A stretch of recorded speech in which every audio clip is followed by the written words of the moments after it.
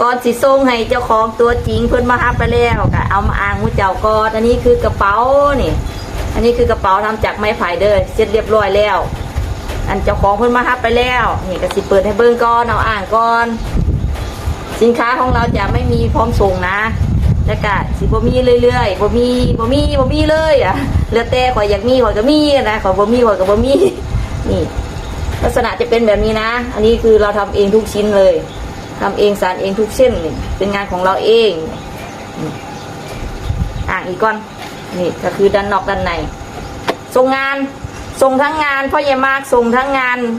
เจ้าของเขานี่มาอัปเดตให้เบิ่งสวยงามมันงามก็เลยอยากถ่ายคลิปอีกอย่างที่ไว้นะเพื่อเดี๋ยว Facebook มันก็สิแบบ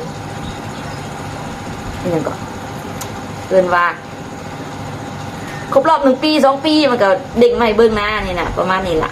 อย่างน้อยเราก็ได้ทำแล้วเราสวยเราก็อยากอ้างมูเขาก็เอามาอ้างมู